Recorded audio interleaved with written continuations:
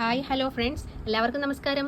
ഇന്ന് ഞാനിവിടെ പറയാൻ പോകുന്നത് BSW ഇഗ്നോ യൂണിവേഴ്സിറ്റിയുടെ BSW സ്റ്റുഡൻസിൻ്റെ ജേണലിനെ കുറിച്ചാണ്. നമുക്കറിയാം, അവർക്ക് സെമസ്റ്റർ വൈസ് ആണ് ജേണൽ എഴുതാനുള്ളത്. ഏകദേശം 6 ജേണലാണ് എഴുതാനുള്ളത്. First semester, second semester, third semester, fourth semester, fifth semester, sixth semester, ഇങ്ങനെ ഇത്രയും ജേണൽസ് ആണ് അവർക്ക് എഴുതാനുള്ളത്. ജേണൽ കോഡ് ഒന്നുകൂടി പറയാം: BSW 104, 105, 6, 7, 8, 9. ഇത്രയും ജേണൽസ് ആണ് എഴുതാനുള്ളത്. അതിൽ ഫസ്റ്റ് ഇത് എങ്ങനെയാണ് എഴുതേണ്ടത്, എന്തൊക്കെയാണ് നമ്മൾ ശ്രദ്ധിക്കേണ്ട കാര്യങ്ങൾ, പിന്നെ ഇത് എന്തൊക്കെയാണ് ഇത് സബ്മിറ്റ് ചെയ്യാൻ നേരത്ത് വേണ്ടത് എന്നുള്ള കാര്യങ്ങളൊക്കെയാണ് പറയാൻ പോകുന്നത്. അപ്പോൾ നമുക്ക് വീഡിയോയിലേക്ക് കിടക്കാം. ഇനി നിങ്ങൾക്ക് ഈ വീഡിയോ കാണുമ്പോൾ എന്തെങ്കിലും ഡൗട്ട്സ് ഉണ്ടെങ്കിൽ ഞാൻ വാട്സപ്പ് നമ്പർ വിടാം.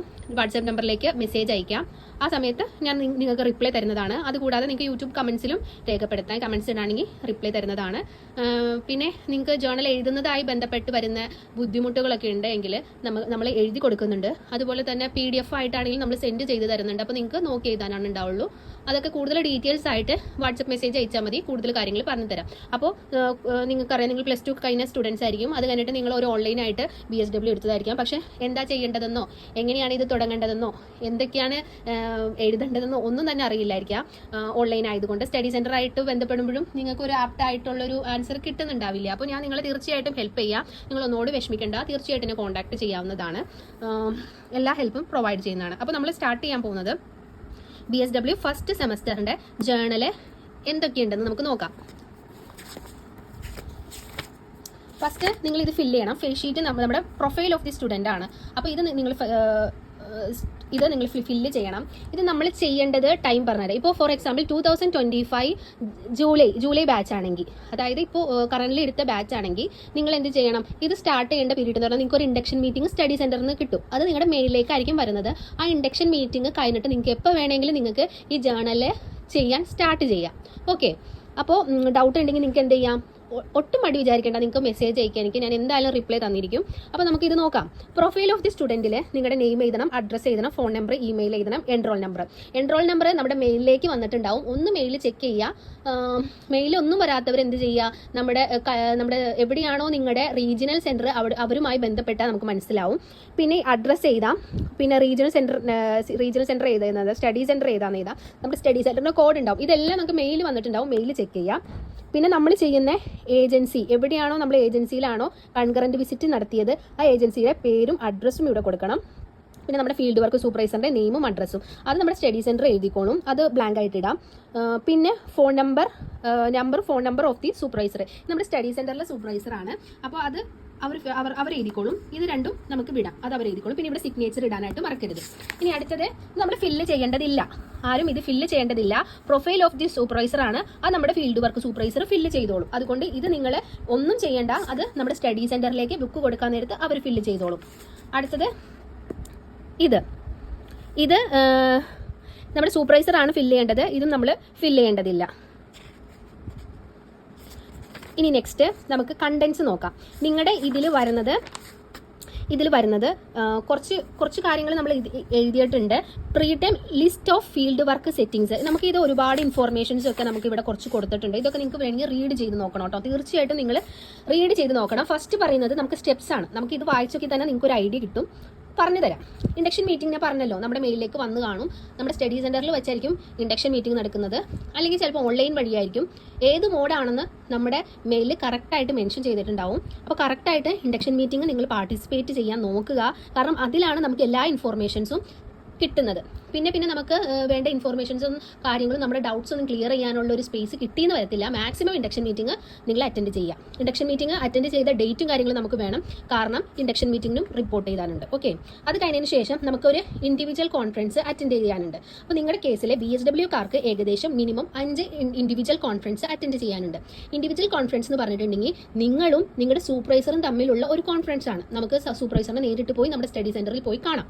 കണ്ടതിന് ശേഷം സൂപ്പർവൈസറിൻ്റെ അടുത്ത് നമുക്ക് നമ്മുടെ ഡൗട്ട്സ് ചോദിക്കാം.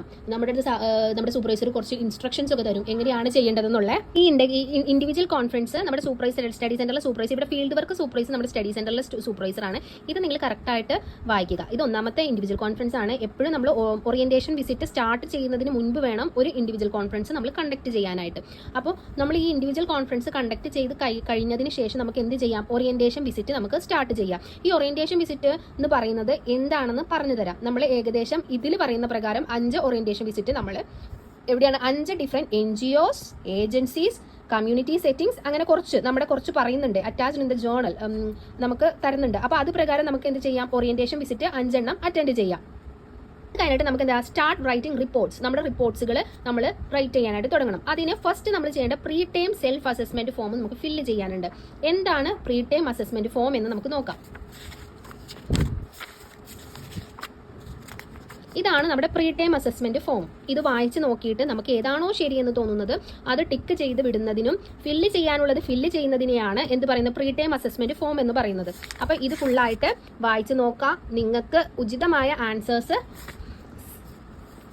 സെലക്ട് ചെയ്യുക, ഡേറ്റ് കൊടുക്കുക, പിന്നെ സിഗ്നേച്ചർ ഓഫ് ദി സ്റ്റുഡൻറ്റ്, ഇവിടെ ഒരു സിഗ്നേച്ചർ ഇടുക. ഇത്രയും ചെയ്തിട്ടുണ്ടെങ്കിൽ നമ്മുടെ എന്ത് ചെയ്തു കഴിഞ്ഞു, pre time assessment form fill ചെയ്ത് കഴിഞ്ഞു. ഓക്കെ, അപ്പോൾ നിങ്ങൾ എന്ത് ചെയ്യുക, എപ്പോഴും എഴുതാൻ നേരത്ത് ഈ ഒരു സംഭവം വായിച്ച് നോക്കിയിട്ട് മാത്രം ചെയ്യുക. ഓക്കെ, അത് കഴിഞ്ഞിട്ട് നമ്മൾ ഇത്രയും ഈ 5 ഇൻഡിവിജ്വൽ കോൺഫറൻസും പ്രീ ടൈം അസസ്മെന്റ് ഫോമും ഫില്ല് ചെയ്ത് കഴിഞ്ഞതിന് ശേഷം നമ്മൾ പ്രീ ടൈം അസസ്മെന്റ് ഫില്ല് ചെയ്തതിന് ശേഷം റൈറ്റ് ഇൻഡക്ഷൻ മീറ്റിംഗ് നമുക്ക് എഴുതാൻ തുടങ്ങാം. ഇൻഡക്ഷൻ മീറ്റിംഗ് എന്ന് പറഞ്ഞിട്ട് ഞാൻ പറഞ്ഞല്ലോ, നമ്മുടെ സ്റ്റഡി സെന്ററിൽ നിന്ന് ഓൺലൈനായിട്ടോ ഓഫ്ലൈനായിട്ടോ പ്രൊവൈഡ് ചെയ്യുന്ന ഒരു സംഭവമാണ്. നമ്മുടെ ഈ പ്രോഗ്രാമിനെ കുറിച്ചൊക്കെ എല്ലാം ടോട്ടൽ കാര്യങ്ങളും പറഞ്ഞു തരുന്ന ഒരു മീറ്റിംഗ് ആണ് ഇൻഡക്ഷൻ മീറ്റിംഗ്. അതിന്റെ റിപ്പോർട്ടാണ് എഴുതാനുള്ളത്. അതിനുശേഷം നമുക്ക് എന്ത് റിപ്പോർട്ട് സ്റ്റാർട്ട് ചെയ്യാം, 5 ഓറിയന്റേഷൻ വിസിറ്റ് നമുക്ക് സ്റ്റാർട്ട് ചെയ്യാം. ഓറിയന്റേഷൻ വിസിറ്റ് എങ്ങനെ എഴുതേണ്ടതെന്നൊക്കെ ഞാൻ പറഞ്ഞു തരാം. അത് കഴിഞ്ഞതിന് ശേഷം എന്താണ്, നമുക്ക് റിപ്പോർട്ടൊക്കെ എന്ത് ചെയ്യണം, കൺസൾട്ട് വിത്ത് സൂപ്പർവൈസർ. നമുക്കൊരു റഫായിട്ട് ആദ്യം തന്നെ എഴുതണം. കാരണം നമ്മൾ പുതിയതാണല്ലോ, അപ്പോൾ നമുക്ക് കറക്റ്റായിട്ട് എങ്ങനെയാണ് എഴുതേണ്ടതെന്ന് ഒന്നും നമുക്കറിയില്ലായിരിക്കും. അപ്പോൾ നമ്മളൊന്ന് റഫായിട്ട് എഴുതുക. റഫായിട്ട് എഴുതി കഴിഞ്ഞിട്ട് നമ്മുടെ സൂപ്പർവൈസറിൻ്റെ അടുത്ത് ഇങ്ങനെയാണോ എഴുതേണ്ടത്, എന്തെങ്കിലും മാറ്റം വരുത്തണോ, എന്തെങ്കിലും കൂട്ടിച്ചേർക്കണോ എന്നൊക്കെ നമ്മൾ എന്ത് ചെയ്യണം, സൂപ്പർവൈസറിൻ്റെ അടുത്ത് ചോദിക്കുക. അപ്പോൾ സൂപ്പർവൈസർ നമുക്ക് കുറച്ച് ഗൈഡ് ലൈൻസ് ഒക്കെ തരും. അതിൽ പ്രകാരം അതിനാണ് ഇപ്പോൾ ഇൻഡിവിജ്വൽ കോൺഫറൻസ് 2. ഈ ഇൻഡിവിജ്വൽ കോൺഫറൻസ് 2ന്റെ സമയത്താണ് എന്ത് ചെയ്യേണ്ടത്, നമ്മുടെ ഈ പറയുന്ന റഫ് റിപ്പോർട്ടും 5 എണ്ണം പിന്നെ ഇൻഡക്ഷൻ മീറ്റിംഗിന്റെ റിപ്പോർട്ടും നമ്മൾ ചെയ്തത് കൊണ്ടൊക്കെ സൂപ്പർവൈസറിൻ്റെ അടുത്ത് ചെല്ലേണ്ടത്. അപ്പോൾ സൂപ്പർവൈസർ നമുക്ക് എന്ത് തരും, ഗൈഡ് ലൈൻസ് തരും. ആ ഗൈഡ് ലൈൻസ് പ്രകാരം നമ്മൾ എന്ത് ചെയ്യണം, ഇവിടെ നമ്മൾ ഇത് വായിച്ച് നോക്കി തന്നെ നിങ്ങൾക്ക് മനസ്സിലാവട്ടോ, നമ്മുടെ ജേണലിലേക്ക് എഴുതാം. അതിനുശേഷം നമ്മൾ ചെയ്യേണ്ട ഒരു കാര്യം എന്ന് പറഞ്ഞാൽ 6 മുതൽ 10 വരെയുള്ള ഇൻഡക്ഷൻ മീറ്റിംഗ് നമ്മൾ സ്റ്റാർട്ട് ചെയ്യണം. ഈ 6 മുതൽ 10 വരെയുള്ള വെച്ചാൽ ഇതുവരെ 5 എണ്ണം ചെയ്ത സ്ഥലത്തല്ല, വേറൊരു 5 സ്ഥലത്ത് വേണം നമ്മൾ എന്ത് ചെയ്യാൻ, ഓറിയന്റേഷൻ വിസിറ്റ് നമ്മൾ ചെയ്യാം. അപ്പോൾ ഈ നേരത്തെ 5 വിസിറ്റ് ചെയ്ത സ്ഥലത്തല്ലാതെ വേറെ വിസിറ്റ് ചെയ്യും. ഈ NGOസിൽ വിസിറ്റ് എവിടെയൊക്കെ ചെയ്യാമെന്ന് പറഞ്ഞുതരാം. നമുക്ക് NGOs ഉണ്ടല്ലോ, NGOസിൽ നോൺ ഗവൺമെന്റൽ ഓർഗനൈസേഷനിൽ നമുക്ക് വിസിറ്റ് ചെയ്യാം. പഞ്ചായത്തിൽ നമുക്ക് പോവാം. പഞ്ചായത്തിൽ തന്നെ ഇതര ഡിപ്പാർട്ട്മെന്റുകളുണ്ട്, അവിടെ പോവാം. സ്കൂളിൽ പോവാം, പോലീസ് സ്റ്റേഷനിൽ പോവാം, പിന്നെ കോർട്ടിൽ പോവാം, പിന്നെ നമുക്ക് എങ്ങനെ വേണ്ട മുനിസിപ്പാലിറ്റിയിൽ പോവാം. അങ്ങനെ ഈ പറയുന്ന സോഷ്യൽ വർക്കിംഗ് സ്ഥാപനങ്ങളുണ്ടല്ലോ, അസോസിയേഷൻസിൽ പോവാം. അങ്ങനെ പോയിട്ട് നമുക്ക് ഡാറ്റാസ് കളക്ട് ചെയ്യാനുണ്ട്. അപ്പോൾ അവിടേക്കാണ് നമ്മൾ പോകേണ്ടത് കേട്ടോ. പിന്നെ അത് കഴിഞ്ഞതിന് ശേഷം 6 to 10 കഴിഞ്ഞതിന് ശേഷം ഇൻഡിവിജ്വൽ കോൺഫറൻസും മൂന്നാമത്തെ നമ്മൾ സ്റ്റാർട്ട് ചെയ്യണം. ഇൻഡിവിജ്വൽ കോൺഫറൻസിന്റെ സമയത്ത് നമ്മൾ എന്താണ് ചെയ്യേണ്ടത്, ഇതിന്റെ റഫ് റിപ്പോർട്ട് നമ്മൾ എന്ത് ചെയ്യണം, സൂപ്പർവൈസറിനെ കാണിക്കണം, വെരിഫൈ ചെയ്യണം. ഓക്കെ, അതിനുശേഷം ഓറിയന്റേഷൻ വിസിറ്റ് 5 എണ്ണം നമ്മൾ കണ്ടക്ട് ചെയ്യണം. 5 ഓർഗനൈസേഷൻ ഡിഫറെന്റ്, അതായത് നേരത്തെ പോയ 10 സ്ഥലത്തല്ലാതെ വീണ്ടും ഒരു 5 സ്ഥലത്ത് കൂടി പോകണം. അതിനുശേഷം വീണ്ടും ഇൻഡിവിജ്വൽ കോൺഫറൻസ് 4ാമത്തെ നമ്മൾ കണ്ടക്ട് ചെയ്യാം. അതിനുശേഷം വീണ്ടും ഒരു 5, അങ്ങനെ ടോട്ടൽ 20 ഓറിയന്റേഷൻ വിസിറ്റ് ആണ്.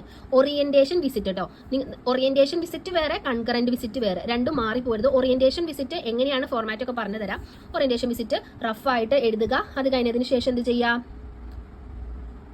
നമുക്ക് ജേണലിലേക്ക് എഴുതാം. അതിനുശേഷം 5ാമത്തത്, ഈ 5ാമത്തത് കഴിഞ്ഞതിന് ശേഷം നമുക്ക് എന്ത് ചെയ്യാം, നമ്മുടെ ജേണല് നമുക്ക് നമ്മുടെ സ്റ്റഡി സെന്ററിൽ സബ്മിറ്റ് ചെയ്യാം. ഏകദേശം നമ്മുടെ ഫീൽഡ് വർക്ക് 1 എന്തൊക്കെയാണ് ചെയ്യേണ്ടത് എന്നുള്ള കാര്യങ്ങൾ മനസ്സിലായി എന്ന് കരുതുന്നു. മാക്സിമം ഈ കാര്യങ്ങളെല്ലാം നിങ്ങൾ വായിച്ച് നോക്കുക. ഇനി അടുത്തത് പറയാൻ പോകുന്നത് എവിടെയെല്ലാം നമുക്ക് ഫീൽഡ് വർക്ക് ചെയ്യാം എന്നുള്ളതാണ്. അപ്പോൾ ഇതെല്ലാം വായിച്ച് നോക്കാം. NGO working with woman, children, അപ്പോൾ ഈ സ്ഥലങ്ങളിലൊക്കെ നമുക്ക് എന്ത് ചെയ്യാം. പിന്നെ ഓപ്പൺ കമ്മ്യൂണിറ്റി, അതായത് പ്രൊജക്റ്റ് വിത്ത് വുമൺ, പല വുമൺസിന് വേണ്ടി പ്രൊജക്റ്റുകൾ നടപ്പിലാക്കുന്നുണ്ട്. ആ പ്രൊജക്റ്റിൽ നമുക്ക് വേണമെങ്കിൽ ചെയ്യാം.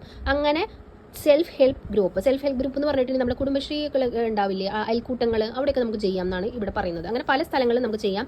പിന്നെ ഹെൽത്ത് സെറ്റിംഗ്സിൽ government hospital, private hospital, primary health centre, അതായത് നമ്മുടെ പ്രാദേശികമായി ഉള്ള സ്ഥലത്തെ സംഭവങ്ങളിലൊക്കെ നമുക്ക് ചെയ്യാവുന്നതാണ്. ഇതൊന്ന് വായിച്ച് നോക്കി തന്നെ നമുക്ക് മനസ്സിലാവാം എവിടെയെല്ലാമാണ് നമുക്ക് ചെയ്യാൻ പറ്റുക എന്നുള്ളത്. ഓക്കെ, അവിടെ നമുക്ക് ചെയ്യാവുന്നതാണ് കേട്ടോ. അപ്പോൾ ഇത് മാക്സിമം വായിച്ച് നോക്കി മനസ്സിലാക്കിയതിന് ശേഷം മാത്രം ഇവിടെ ഓറിയൻറ്റേഷൻ വിസിറ്റ് സ്റ്റാർട്ട് ചെയ്യുക. നമുക്ക് ഒരുപാട് സ്ഥലങ്ങളിൽ ചെയ്യാൻ പറ്റും. അതൊക്കെ എവിടേക്കാണെന്ന് മനസ്സിലാക്കാം കേട്ടോ. ഇവിടെയുണ്ട്. നെക്സ്റ്റ് ഇത് പറഞ്ഞു തന്നതാണ്. ഇത് നമ്മുടെ ഇൻഡക്ഷൻ മീറ്റിംഗ് നടന്ന ഡേറ്റ്, നമ്മൾ ഇൻഡിവിജ്വൽ കോൺഫറൻസ് നടത്തിയ ഡേറ്റ്, പിന്നെ ഓറിയൻറ്റേഷൻ നടത്തിയ ഡേറ്റുകൾ ഇവിടെ ഇട്ട് കൊടുക്കുക. അതിനുശേഷം നമ്മുടെ സ്റ്റുഡൻറ്റ് സിഗ്നേച്ചർ ഇട്ട് കൊടുക്കുക. ഇത് നമ്മൾ വെയിറ്റ് ചെയ്യേണ്ടതില്ല. നമ്മുടെ സ്റ്റഡി സെൻറ്ററിൽ ബുക്ക് സബ്മിറ്റ് ചെയ്യുമ്പോൾ അവർ തന്നെ സിഗ്നേച്ചർ ഇട്ടോളും. അതായത് ഇൻഡക്ഷൻ മീറ്റിംഗ് റിപ്പോർട്ട് ഇതുപോലെ നമ്മൾ എഴുതി കൊടുക്കേണ്ടതുണ്ട്. അതിനുശേഷം ഇൻഡിവിജ്വൽ കോൺഫറൻസ്, പിന്നെ ഓറിയൻറ്റേഷൻ വിസിറ്റ്. ഇപ്പോൾ ഓറിയൻറ്റേഷൻ വിസിറ്റിൻ്റെ പ്രൊഫോമയാണ് ഇത്. ഈ ഒരു രീതിയിൽ വേണം നമ്മളൊരു ഓർഗനൈസേഷൻ, ഒരു NGO, ഗവൺമെൻറ്റൽ ഓർഗനൈസേഷനിൽ പോയെന്ന് വിചാരിക്കുക. അപ്പോൾ നമ്മൾ അവിടുന്ന് കളക്ട് ചെയ്യേണ്ട ഇൻഫോർമേഷൻസ് ആണിത്. നെയിം ഓഫ് ദി ഇൻസ്റ്റിറ്റ്യൂഷൻ, ആ ഇൻസ്റ്റിറ്റ്യൂഷൻ്റെ പേര്, അതിൻ്റെ അഡ്രസ്സ്, അവിടുത്തെ മിഷൻ എന്താണ്, ഒബ്ജക്റ്റീവ് എന്താണ്, അവിടുത്തെ എക്സിക്യൂട്ടീവ് ഓഫീസേഴ്സ് ആരാണ്, ബോർഡ് മെമ്പേഴ്സ് ആരാണ്, ടൈപ്പ് ഓഫ് വർക്ക് എന്തൊക്കെയാണ്, പിന്നെ അവിടുത്തെ ബെനിഫിഷ്യറീസിൻ്റെ നമ്പറും നേച്ചറും എന്താണ്, പിന്നെ ആ ഒരു ഇൻസ്റ്റിറ്റ്യൂഷൻ്റെ ജോഗ്രഫിക്കൽ ഏരിയ എന്താണ്, ആ ഇൻസ്റ്റിറ്റ്യൂഷൻ രജിസ്റ്റർ ചെയ്തോ ഇല്ലയോ എന്നും, പിന്നെ ഓർഗനൈസേഷൻ സ്ട്രക്ചർ, നമുക്കറിയാലോ സ്ട്രക്ചർ വരയ്ക്കാം, കണ്ടോ ഡയഗ്രാം പോലെ വരയ്ക്കാം. അപ്പോൾ അതാണ് ഓർഗനൈസേഷൻ സ്ട്രക്ചർ. നമ്മുടെ ഹൈറാർക്കി വരയ്ക്കുക. മനസ്സിലായോ? ഇങ്ങനെ ഓരോ ഹൈറാർക്കി പോലെ കാണിച്ചു തരാം കേട്ടോ. പിന്നെ പ്രൊഫഷൻ, ഇതെന്ന് പറയുന്നത് അവിടുത്തെ നമ്പർ ഓഫ് സ്റ്റാഫ് മെമ്പേഴ്സിൻ്റെയും നേച്ചർ ഓഫ് സ്റ്റാഫിൻ്റെയാണ്. അപ്പോൾ എത്ര പേരുണ്ടെന്ന് നമ്പർ എഴുതുക, അതിൻ്റെ ക്വാളിഫിക്കേഷൻ എഴുതുക, പൊസിഷൻ ഹെൽഡ് എഴുതുക.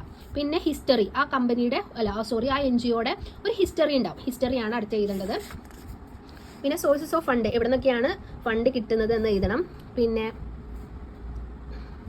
ഇത് ഏതൊക്കെ സോഴ്സസ് ഇതുണ്ട് കേട്ടോ, അതൊക്കെ നോക്കുക. ഇൻഫ്രാസ്ട്രക്ചർ ഫെസിലിറ്റീസ് നോക്കുക, ചോദിക്കുക. അത് റിലേഷൻഷിപ്പ് വിത്ത് അതർ ഏജൻസീസ് ചോദിക്കുക. പിന്നെ problems faced by the agency ചോദിക്കുക, എന്തൊക്കെ പ്രോബ്ലംസ് ആണ് ഏജൻസി ഫേസ് ചെയ്യുന്നതെന്ന് ചോദിക്കുക. പിന്നെ ഫ്യൂച്ചർ പ്ലാൻസ് ചോദിക്കുക, എന്തെങ്കിലും അവാർഡ്സോ റെക്കഗ്നിഷനോ കിട്ടിയിട്ടുണ്ടോ എന്ന് ചോദിക്കുക. ആപ്ലിക്കേഷൻസ് ചോദിക്കുക. ഇനി അതർ ഇൻഫോർമേഷൻ ഉണ്ടെങ്കിൽ ഇവിടെ ചോദിക്കുക. അതുകൂടാതെ നമ്മുടെ ലേണിങ്സ്, ആ ഏജൻസിയിലെ ലേണിങ്സ് നമുക്ക് എഴുതി ചേർക്കാം. അപ്പോൾ ഇതൊന്ന് വായിച്ചു നോക്കാം. 3 തരത്തിലും നമുക്ക് ലേണിങ്സ് എഴുതാം. അത് വായിച്ച് നോക്കിയതിന് ശേഷം നമ്മൾ ലേണിങ്സ് എഴുതുക. ഓക്കെ, അപ്പോൾ അതാണ് ഇതിൻ്റെ പ്രൊഫോമ. ആ ഒരു രീതിയിൽ വേണം. കറക്റ്റ് ഇത് നോക്കിയാൽ മതി. അതിൽ ഈ ഒരു രീതിയിൽ നമ്മൾ ഇൻഫോർമേഷൻസ് ഇത് കണ്ട് ഈ 3 കാര്യങ്ങളാണ് നമ്മുടെ ലേണിംഗ് പ്രോസസ്സിൽ കളക്ട് ചെയ്യേണ്ടത്.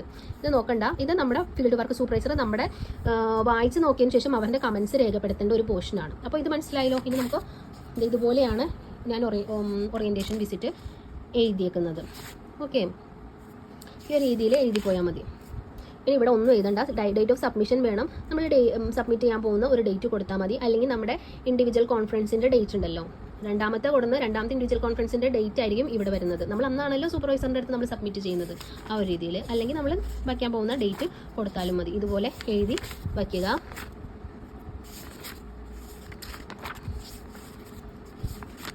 അപ്പോൾ ഈ ജേർണലിൽ ഇങ്ങനെയാണ്. എല്ലാം ഓറിയൻറ്റേഷൻ വിസിറ്റ് ഉണ്ടാവും, ഇൻഡിവിജ്വൽ കോൺഫറൻസ്, ഗ്രൂപ്പ് കോൺഫറൻസ് ഉണ്ടാവും. അതിനുശേഷം ഇതുകൂടി പറഞ്ഞു തരാം. എല്ലാം ചെയ്തതിന് ശേഷം നമ്മുടെ self evaluation report by student എഴുതാനുണ്ട്. സെൽഫ് ഇവാലുവേഷനിൽ നമ്മുടെ നോളജ് എഴുതണം, സ്കിൽസ് എഴുതണം, attitude and development of professional സെൽഫാണ് എഴുതാനുള്ളത്. കണ്ടോ, ഒരു ഇൻട്രൊഡക്ഷൻ കൊടുത്തു. നോളജ് എന്തൊക്കെയാണ് നോളജാണ് അവിടെ നിന്ന് കിട്ടിയെന്ന് ഈ പറയുന്ന 20 ഓറിയൻറ്റേഷൻ വിസിറ്റ് നടത്തിയിട്ട് എനിക്ക് കിട്ടിയെന്നുള്ളത് എഴുതി. എന്തൊക്കെ സ്കിൽസാണ് എനിക്ക് ഡെവലപ്പ് ആയിട്ടുള്ളതെന്ന് ഞാൻ എഴുതിയിട്ടുണ്ട്. ഒരു 10 പോയിന്റ്സ് ചെയ്തിട്ടുണ്ട്. പിന്നെന്താ, ആറ്റിറ്റ്യൂഡ് ഡെവലപ്ഡ് എന്നാണ്. ആറ്റിറ്റ്യൂഡ് ഡെവലപ്ഡ്, എന്തൊക്കെ ആറ്റിറ്റ്യൂഡാണ് എനിക്ക് ഡെവലപ്പ് ആയെന്നുള്ള 10 പോയിന്റ്സ് ഞാൻ ചെയ്തിട്ടുണ്ട്. ഡെവലപ്മെൻറ്റ് ഓഫ് പ്രൊഫഷണൽ സെൽഫ്, എന്തൊക്കെ പ്രൊഫഷണൽ സെൽഫാണ് ഡെവലപ്പ് ആയിട്ടുള്ളതെന്ന് 10 പോയിന്റ്സ്. പിന്നെ ഒരു കൺക്ലൂഷൻ എഴുതി ഞാൻ ക്ലോസ് ചെയ്തേക്കാണ്. പിന്നെ summary report of first semester ആണ് പറയാൻ പോകുന്നത്. ഇതിൽ സമ്മറി എന്ന് പറയുമ്പോൾ ഓറിയൻറ്റേഷൻ വിസിറ്റിൻ്റെ 20 പേര് എഴുതാനുണ്ട്. 10 എഴുതിയിട്ടുള്ള 20 കൂടി എഴുതാനുണ്ട്. അപ്പോൾ അത് എഴുതുക, ഡേറ്റ് ഇട്ട് കൊടുക്കുക. അതിനുശേഷം ഇൻഡിവിജ്വൽ കോൺഫറൻസിൻ്റെ പ്ലേസും ടൈമും ഡേറ്റും ഇട്ട് കൊടുക്കണം. പ്ലേസ് എന്ന് പറയുന്നത് നമ്മുടെ സ്റ്റഡി സെൻറ്റർ ആണ്. സ്റ്റഡി സെൻറ്ററിൻ്റെ പേരും സ്റ്റഡി സെൻറ്ററിൻ്റെ ഇപ്പോൾ ഏത് സ്ഥലത്ത് സ്റ്റഡി സെൻറ്റർ ആണ്, എവിടെയാണെന്ന് വെച്ചാൽ ആ ഒരു പ്ലേസ് ഇട്ട് കൊടുക്കുക. അതിനുശേഷം ഡേറ്റ് ടൈം ഇട്ട് കൊടുക്കുക. അപ്പോൾ 5 ഇൻഡിവിജ്വൽ കോൺഫറൻസ് അറ്റൻഡ് ചെയ്തല്ലോ. അപ്പോൾ ഈ 5 എണ്ണത്തിലും ഇൻസ്റ്റിറ്റ്യൂഷൻ്റെ പേര് കൊടുക്കുക. അതായത് നമ്മുടെ സ്റ്റഡി സെൻറ്ററിൻ്റെ പേര്, ടൈം, നമ്മൾ അറ്റൻഡ് ചെയ്ത ടൈം, ഡേറ്റ്. അതിനുശേഷം നമ്മൾ ടേമിൻ്റെ സെൽഫ് അസസ്മെൻറ്റ് ഫോം ഉണ്ട്. ഇതും ഫ്രണ്ടിൽ കാണുന്നത് സെയിം ആണ്. ഡിഫറൻസ് എന്താണെന്ന് പറഞ്ഞിട്ടുണ്ടെങ്കിൽ മറ്റത് നമ്മൾ പഠിക്കുന്നതിന് മുൻപ് സ്റ്റാർട്ട് ചെയ്യുമ്പോൾ പിന്നെ എല്ലാം കഴിഞ്ഞത് നമ്മൾ ചെയ്യുന്നതാണ്. പക്ഷേ എല്ലാം പഠിച്ചതിന് ശേഷം നമ്മുടെ ഒരു നോളജ് ഒക്കെ ഡെവലപ്പ് ആയതിനു ശേഷം നമ്മൾ ഫില്ല് ചെയ്യേണ്ട ഒരു പോർഷനാണിത്. അപ്പം ഇതും കൂടി ചെയ്ത് കഴിഞ്ഞിട്ടുണ്ടെങ്കിൽ ഏകദേശം ഇവിടെ സിഗ്നേച്ചർ ഇടാൻ മറക്കരുത്, ഡേറ്റ് ഇടാൻ മറക്കരുത്. ഇനി ഇതൊക്കെ ചെക്ക് ലിസ്റ്റ് ചെക്ക് ചെയ്ത് ടിക്ക് ചെയ്യുക, കറക്റ്റായോ, നമ്മുടെ പ്രോഗ്രാം ഗൈഡ് റീഡ് ചെയ്തോ, ഈ ഗൈഡ് ലൈൻസ് ഒക്കെ റീഡ് ചെയ്തോ, ഇന്ന കാര്യങ്ങളൊക്കെ നമ്മൾ ചെയ്തിട്ടുണ്ടെങ്കിൽ ടിക്ക് ചെയ്ത് പോവുക. അതിനുശേഷം നമ്മുടെ പരിപാടി കഴിഞ്ഞു. ഇതിനുശേഷം നമ്മൾ എന്ത് ചെയ്യുക, ഈ ഒരു ജേർണൽ കൊണ്ടുവന്ന് നമ്മുടെ സ്റ്റഡി സെൻറ്ററിൽ കൊണ്ടുവന്ന് സബ്മിറ്റ് ചെയ്യുക. ഓക്കെ, ഇത്രയാണ് നമ്മൾ ഫസ്റ്റ് സെമസ്റ്ററിൻ്റെ പറഞ്ഞത്. ഇനി അടുത്തത് പറയാൻ പോകുന്നത് സെക്കൻഡ് സെമസ്റ്റർ ആണ്. അത് അടുത്ത വീഡിയോയിൽ ഉൾപ്പെടുത്താം കേട്ടോ. Okay, thank